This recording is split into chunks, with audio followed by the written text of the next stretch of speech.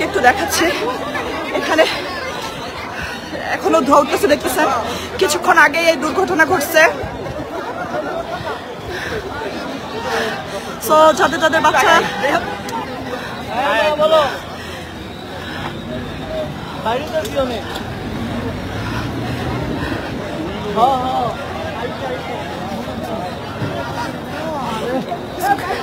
স্কুলে অ্যাম্বুলেন্স আসছে, প্রচুর মানুষ এবং বাচ্চারা হচ্ছে আহত, প্লেনের যাত্রীরাও হচ্ছে আহত এবং নিহত হচ্ছে।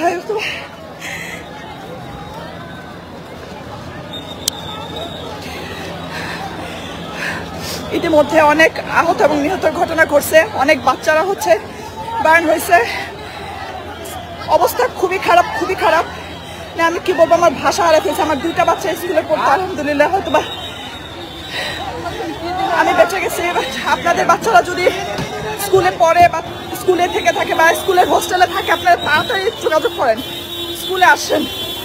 স্কুলের অবস্থা খুবই খারাপ, চারপাশে আগুন লেগে গেছে, আগুন নিয়ন্ত্রণের চেষ্টা চলছে। প্লাস হচ্ছে প্রচন্ড।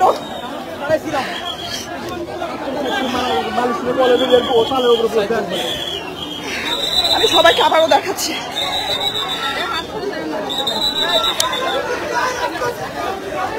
রাস্তা ক্লিয়ার করো। আছে না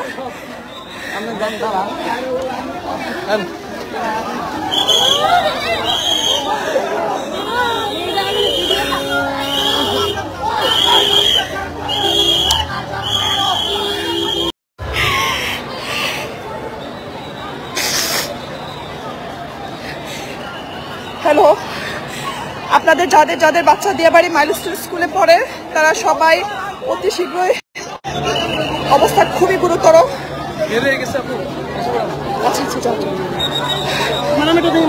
আমার বাচ্চারা আলহামদুলিল্লাহ ভালো আছে। আপনাদের যাদের যাদের বাচ্চারা হচ্ছে দিয়াবাড়ি মাইলস্টোন স্কুলে পড়ে তারা তাড়াতাড়ি করে হচ্ছে স্কুলে আসেন।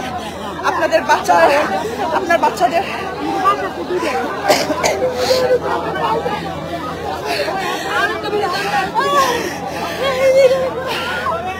আলহামদুলিল্লাহ আমার বাচ্চারা ভালো আছে।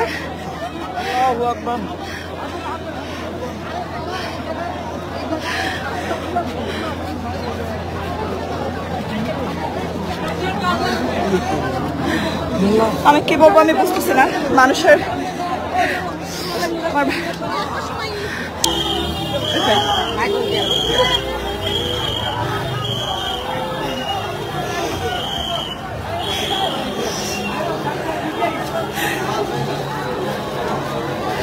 আপনারা সবাই লাইভটা বেশি বেশি করে শেয়ার করে দেন, যাতে সবাই জানতে পারে। অনেক গার্জিয়ানরা আছে যে বাচ্চা স্কুলে পাঠায় দেয় ড্রাইভার দিয়ে বা হচ্ছে বাস নিয়ে আসে, তারা হয়তো বা জানে না।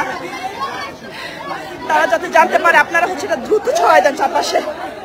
এটা একটু আগে একটা মর্মান্তিক দুর্ঘটনা ঘটছে এবং আমার চোখের সামনে। আমি জাস্ট আমার গাড়ি থেকে নামছি, আমার অফিসও এখানে, স্কুলের পাশে, আমার অফিসটাও এখানে, আর এর মধ্যে আমার চোখের সামনে এরকম একটা দুর্ঘটনা। আজকে আবার রাতে আমার ফ্লাইট, আজকে রাতের ফ্লাইটে আমি আবার কোরিয়া যাব। এর মধ্যে এরকম একটা দুর্ঘটনা দেখার পরে আমি আসলে মানসিকভাবে কতটুকু ঠিক আছে আমি জানি না। আমাদের মধ্যে বিভিন্ন রাজনৈতিক দলের মধ্যে বিভাজন করার চেষ্টা করবে। বাংলাদেশের ফ্যাসিবাদ বিরোধী প্রত্যেকটি রাজনৈতিক দলকে বলবো, আজকে দেখলাম ফেনীতে একজন বলছেন, শ্রদ্ধা জানিয়ে বলছি, বাংলাদেশ কারো ব্যাপার না। আমরা বাংলাদেশকে কাউকে জানা দেই নাই। বাংলাদেশটা হচ্ছে জনতার। বাংলাদেশের প্রত্যেকটা মানুষ এই 56,000 বর্গ মাইলে সবাই ন্যায্য হিস্সা নিয়ে থাকবে। রাজার ছেলে রাজা হবে, প্রজার ছেলে প্রজা হবে, এই নিয়ম বাংলাদেশে থাকবে না।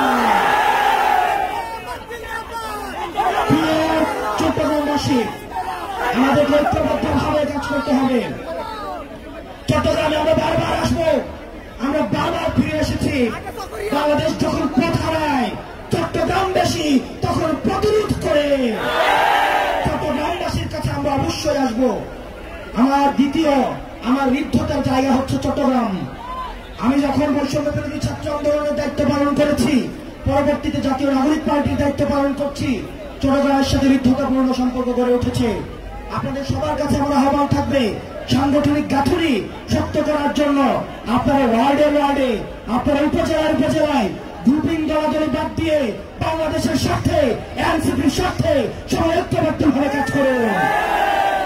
আমরা জানি যারা আপনি বলেন যে পথটা লম্বা অনেক চ্যালেঞ্জিং, কিন্তু আমরা যদি ঘুরে দাঁড়াই তার ইতিহাস তৈরি হবে। আপনারা সবাই ভালো থাকবেন, সুস্থ থাকবেন। তারা জানতো যে তারা দিন শেষে বাংলাদেশে থাকতে পারবে না, তারা হয়তো ভারতে পালিয়ে যাবে, অথবা আমেরিকা পালাবে, অথবা লন্ডনে পালাবে।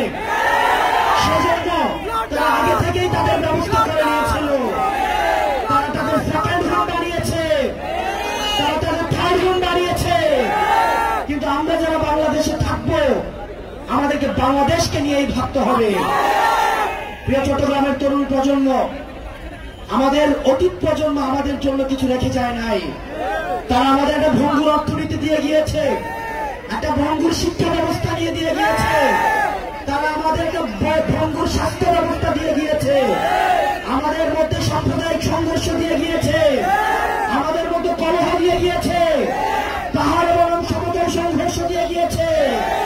আমরা যারা এই প্রজন্মের রয়েছি, আমাদেরকে দায়িত্ব তুলে নিতে হবে, এই সব সমস্যার আমাদেরকে সমাধান করতে হবে। আপনারা যদি সামনে এগিয়ে আসেন, এই তরুণ প্রজন্ম যদি দায়িত্ব নেয়, আমরা বিশ্বাস করি এই তরুণ প্রজন্মকে অর্থ দিয়ে কেনা যায় না, এই তরুণ প্রজন্মকে লোভ দিয়ে কেনা যায় না।